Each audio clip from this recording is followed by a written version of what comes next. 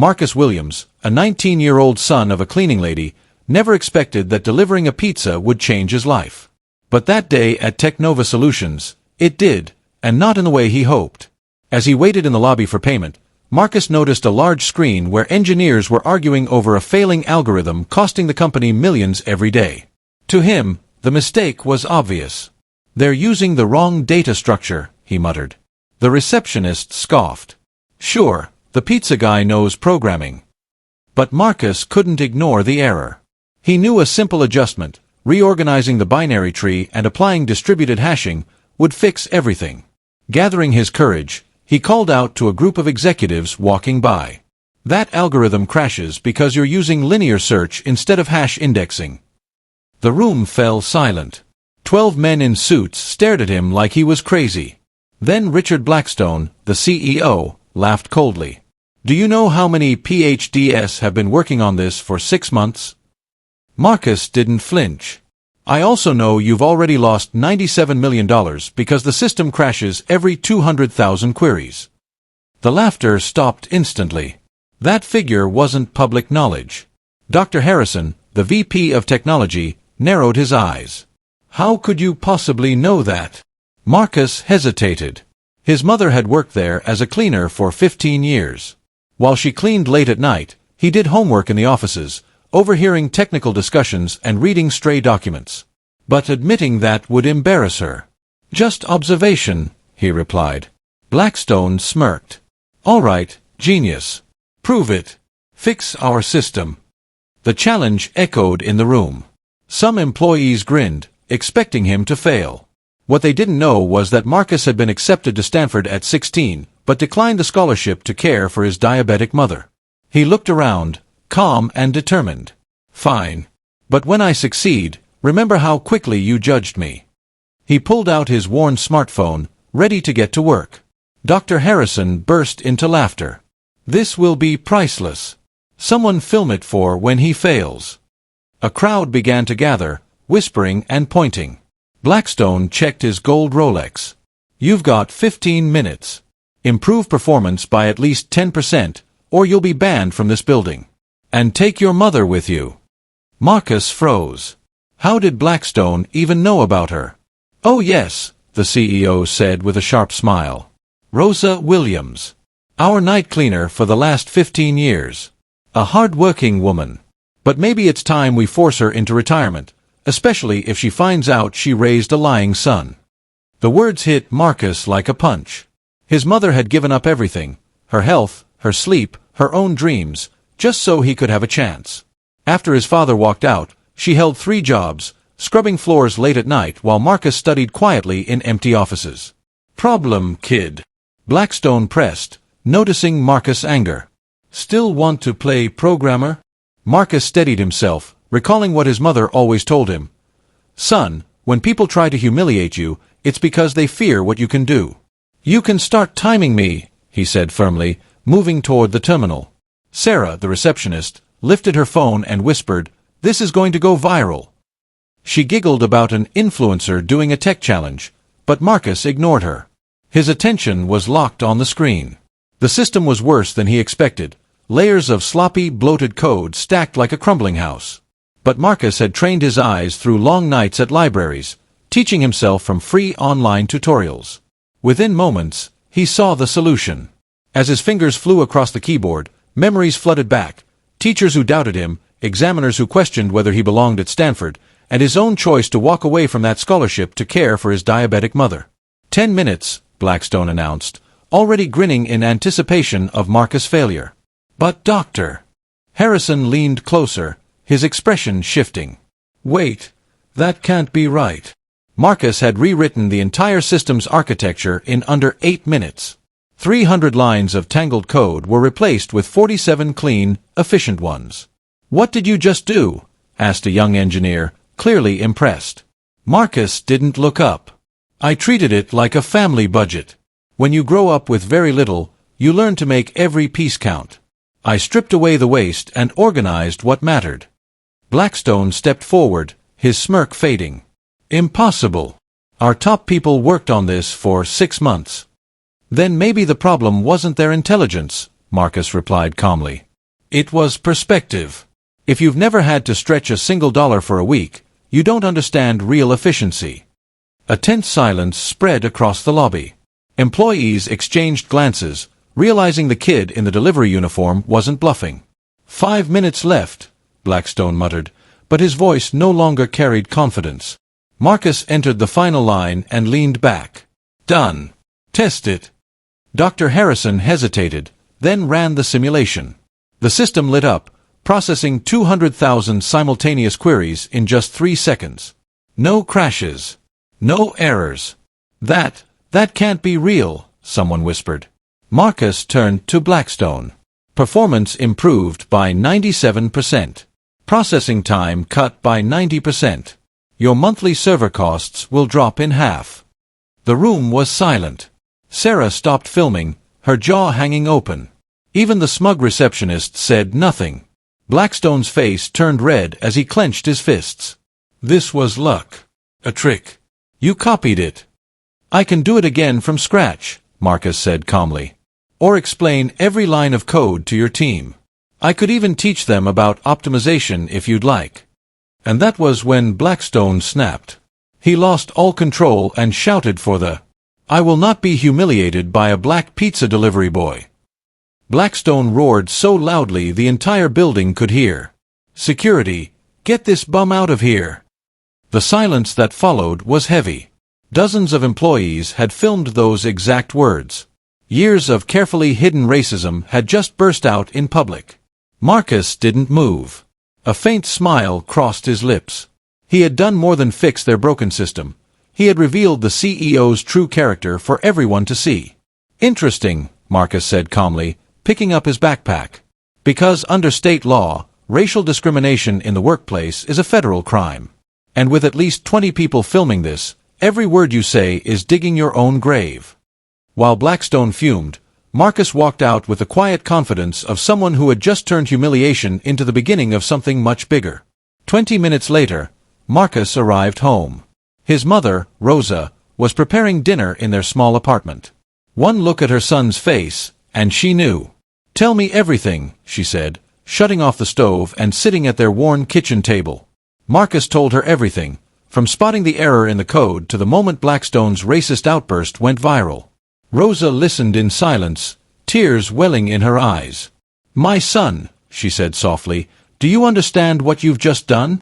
"I think I made the biggest mistake of my life," Marcus sighed. "I exposed you, I exposed myself." "Stop right there," Rosa cut him off firmly. "What you did was show the truth. And if Blackstone thinks he can destroy our family after 15 years of me cleaning up his mess, then he doesn't know the Williams family." She walked to the closet and pulled out a dusty shoebox. Inside were letters, emails, and photos. "Son," she said, opening the box, "there are things about Technova you don't know. Things I've seen all these years." Marcus's eyes widened as he looked through the papers. Fraudulent contracts, emails about illegal firings, even photos of executives using drugs in the company bathrooms. "You collected all this?" he asked. "When you're invisible," Rosa said with a sad smile, "people talk. And act like you're not there. For 15 years, I've seen and heard more than I should." The very next day, Marcus received a call. "Hello, is this Marcus Williams? My name is David Chun, investigative journalist with TechWatch News. I saw the viral video of your exchange with Blackstone." "I'm not sure I want to give interviews," Marcus replied cautiously. "It's not an interview," David cut in.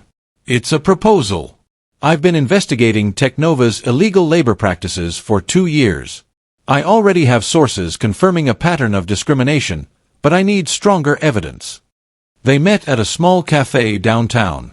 David, a seasoned journalist with graying hair and sharp eyes, laid out his case.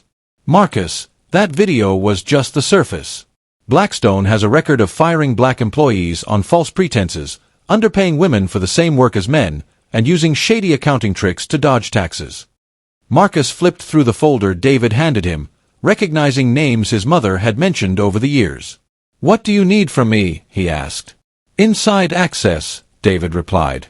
"Your mother has worked there for 15 years. You have rare technical skills. And now, Blackstone has publicly underestimated you. He'll try to bury this scandal, but with more evidence, we can finish him. Marcus closed the folder, his jaw tightening. Completely. Back at Technova, Blackstone stormed into an emergency meeting with his legal and PR teams. The viral video had already crossed 200,000 views in less than a day. "I want that kid and his mother gone by the end of the week," he barked. "And find a way to discredit his so-called solution. There has to be a flaw somewhere." For once, Dr. Harrison broke his silence. "Richard, maybe we should consider offering the boy a position. He's clearly gifted, and it could help repair our image." "Are you insane?" Blackstone snapped. "I won't reward some arrogant delivery boy who embarrassed me. Either you get rid of him, or I'll find people who will." What Blackstone didn't notice was that Harrison had quietly recorded the entire exchange. After years of watching the CEO's unethical behavior, this was the moment that pushed him over the edge. That night, Harrison reached out to the number David Chun had given Marcus. "I have something you'll want to hear," he said. From that point forward, Marcus lived a double life. By day, he delivered pizzas and kept up appearances. By night, he worked alongside David and Harrison to dig deeper into Technova's corruption. Together, they uncovered a disturbing pattern: inflated contracts funneled to shell companies, minorities consistently denied promotions, and even insider product leaks that Blackstone sold to competitors for cash.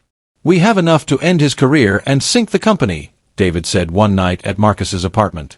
"No," Marcus replied calmly, surprising both men. "We don't need to destroy Technova. There are good people there who depend on those jobs. We need something more precise." Rosa, listening quietly, smiled. "The best revenge isn't sinking to their level, son. It's rising so high that they feel small looking up at you." Marcus nodded. A sharper plan was forming. "Blackstone thinks I'm just a pizza kid. Let's use that arrogance against him." "David, you mentioned board members unhappy with his leadership?" "3 of them," David confirmed. "They've been questioning his decisions." "Perfect," Marcus said, his eyes glinting. "We'll give them an alternative they never expected." "Blackstone wants to humiliate me publicly? Good. Let's make that moment his downfall." But outside, a shadow watched from the neighboring building. Blackstone had hired a private investigator to spy on the Williams family, hoping to dig up dirt. What he didn't realize was that every move born of his paranoia would only add to the growing pile of evidence against him. Marcus turned to his mother, then to David and Harrison. "Are you ready to flip the game?"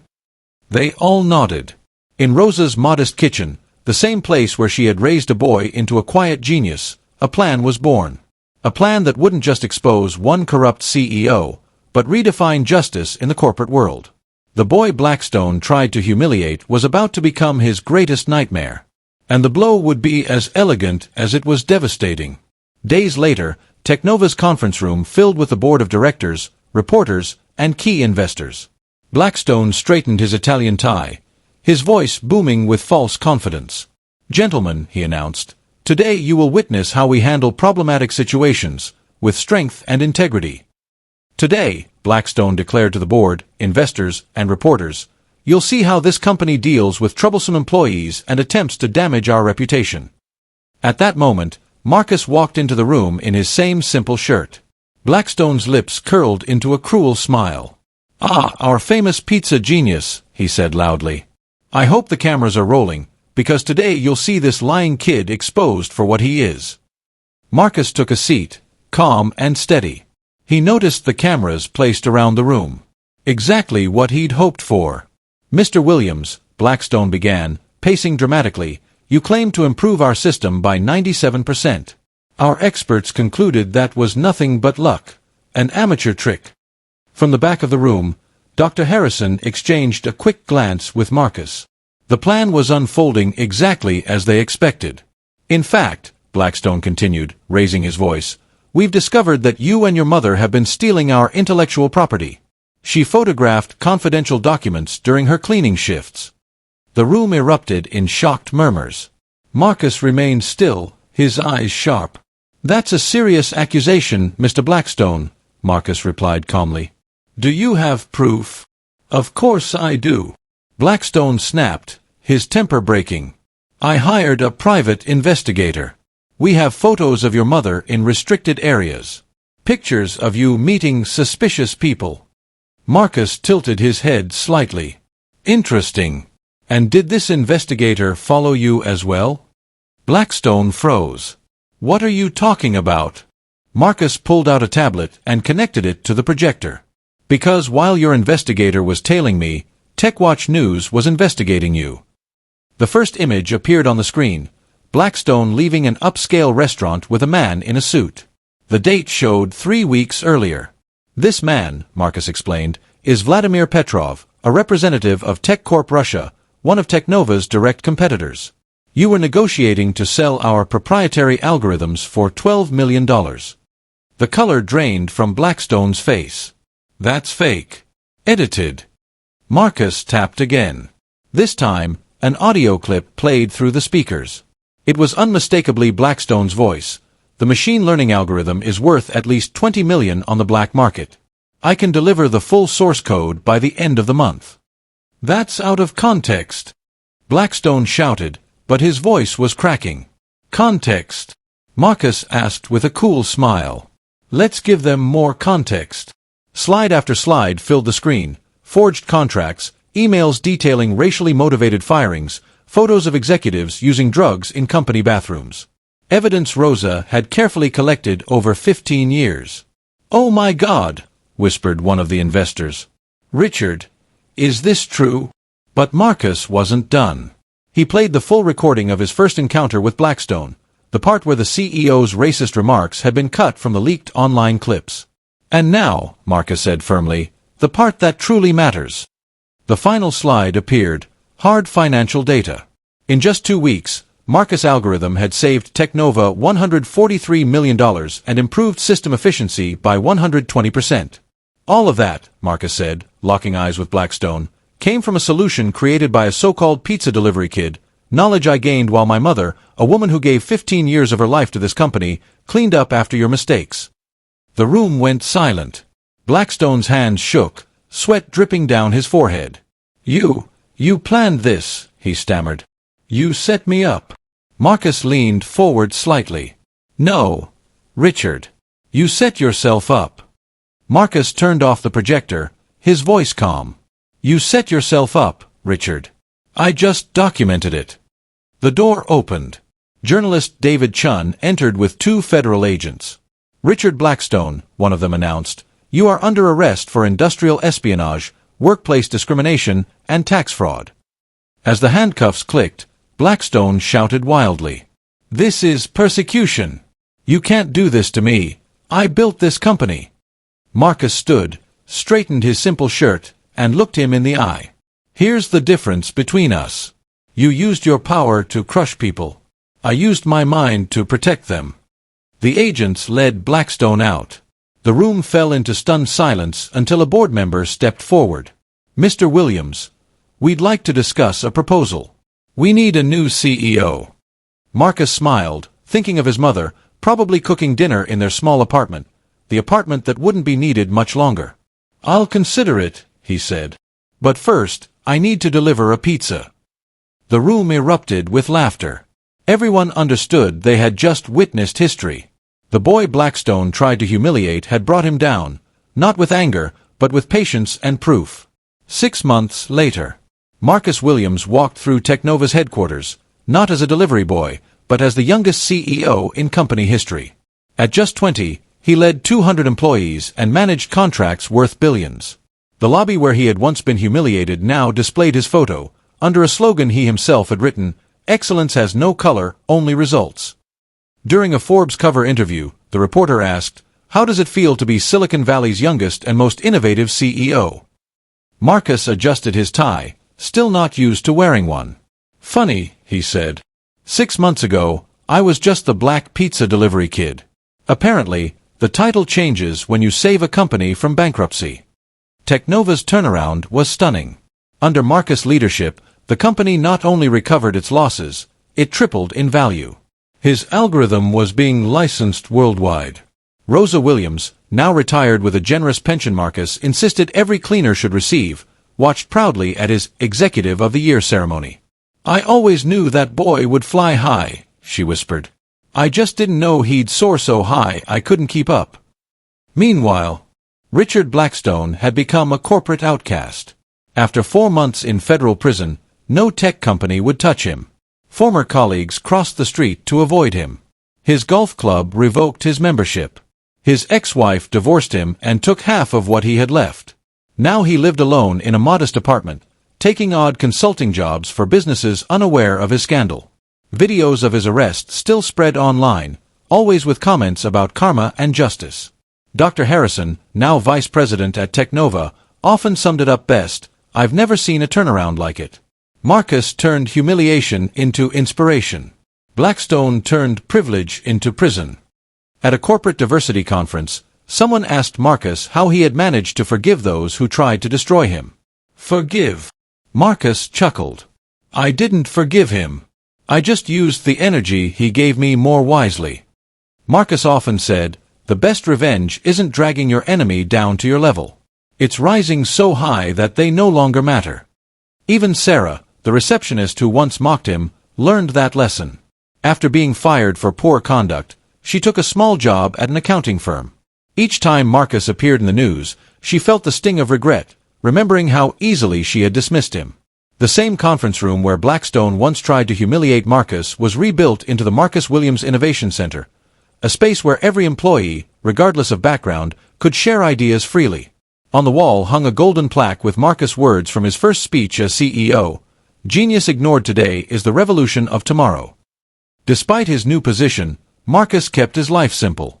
Every Friday night, he personally delivered pizzas to city shelters. "It keeps me grounded," he explained. "And it shows young people that it's not where you start, it's where you're headed." David Chun, the journalist who helped uncover Technova's corruption, turned the story into a best-selling book, From Delivery Boy to CEO: How Truth Brought Down an Empire of Lies. 2 years after his public humiliation, Marcus received an invitation to speak at Stanford, the very university he had once declined in order to care for his mother. At the end of his talk, a student asked, "If you could go back in time, would you change anything?" Marcus paused, scanning the hall filled with eager faces. Then he smiled. "Just one thing," he said. "I would have delivered that pizza 5 minutes earlier, so I could have enjoyed a little more of Blackstone's shocked expression when he realized he underestimated the wrong guy." The room erupted with laughter and applause. Richard Blackstone had tried to destroy a gifted young black man. Instead, he created the legend of Marcus Williams. The former CEO learned the hard way that true revenge isn't about getting even. It's about succeeding so completely that your critics spend the rest of their lives wondering how they failed to see your worth.